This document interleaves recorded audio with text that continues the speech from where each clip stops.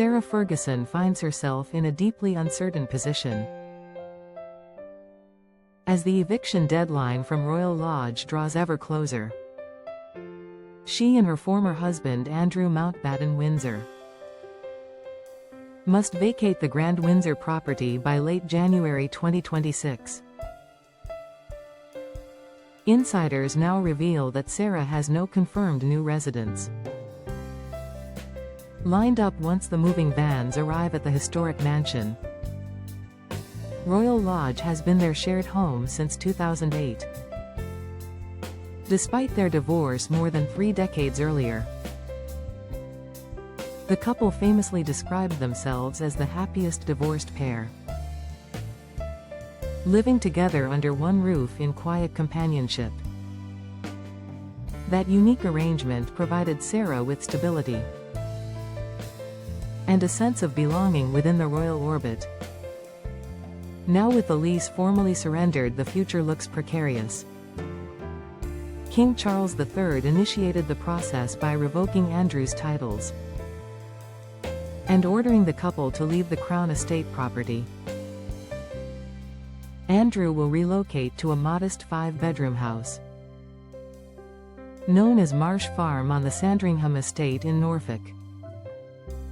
The smaller dwelling stands in sharp contrast to Royal Lodge, with its 30 rooms, sprawling gardens and historic charm. Sources close to Andrew say he views the move as a downgrade and has expressed private disappointment over the limited space. Renovations are underway at Marsh Farm to make it habitable, including new security measures and basic modern updates. Sarah, however, will not be joining her ex-husband in Norfolk. For the first time in nearly 20 years, their paths diverge. Friends describe Sarah as emotionally shaken by the uncertainty, with some saying she feels genuinely adrift without a home base. She has reportedly been in tears on multiple occasions, struggling to process the loss of both title and residence. Options for her next chapter remain fluid and unconfirmed. Some speculation points toward a modest rental in the Windsor area, allowing her to stay close to familiar surroundings and friends. Other reports mention the possibility of moving abroad temporarily,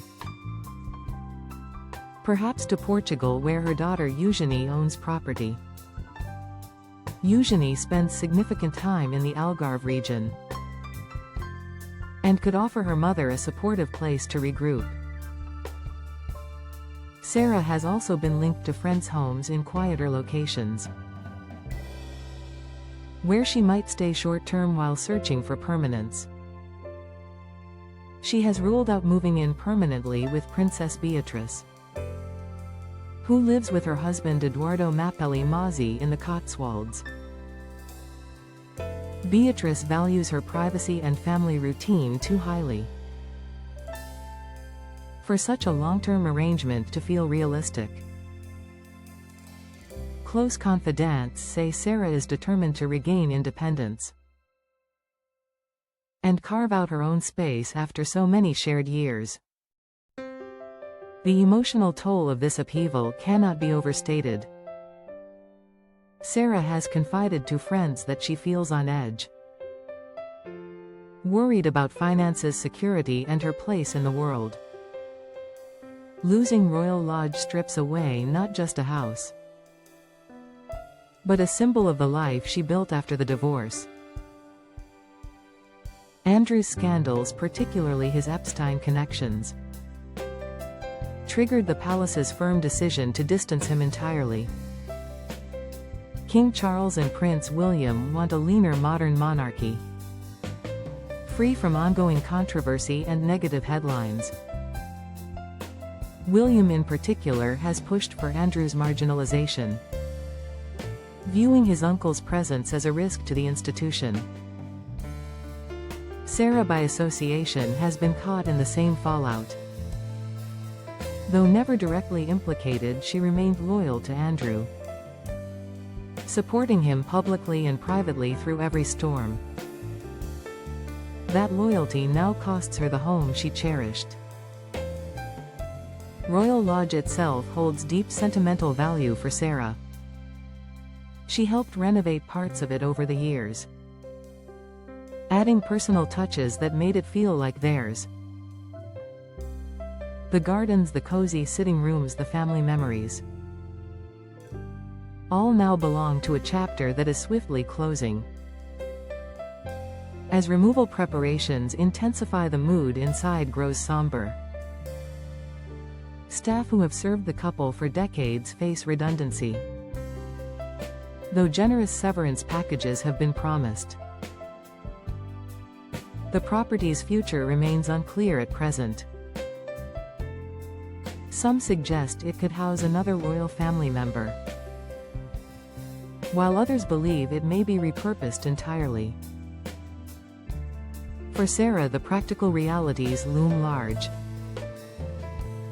She must decide where to store furniture, personal items, and cherished mementos accumulated over many years.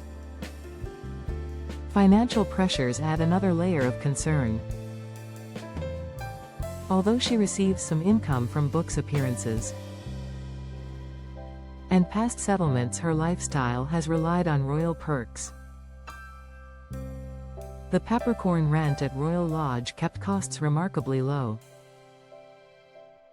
a benefit that will vanish once the keys are handed over. Friends worry she may need to downsize significantly, perhaps opting for a smaller cottage or apartment.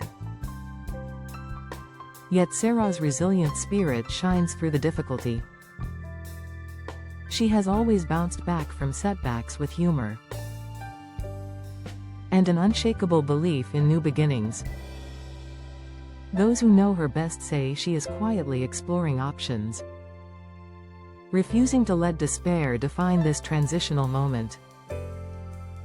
Public sympathy has grown in recent weeks, with many commentators noting the harshness of the situation. Critics of the monarchy argue the punishment extends unfairly to Sarah, who committed no proven wrongdoing herself.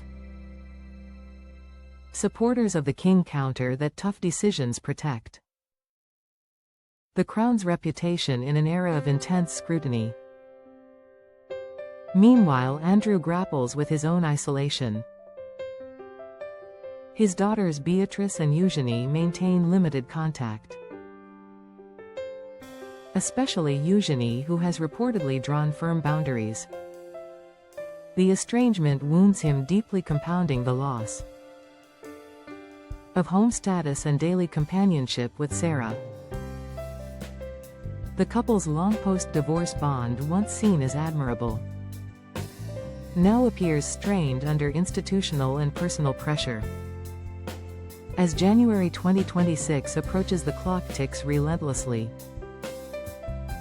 Moving vans will soon line the drive at Royal Lodge, carrying away decades of shared history. For Sarah Ferguson, this eviction marks more than relocation.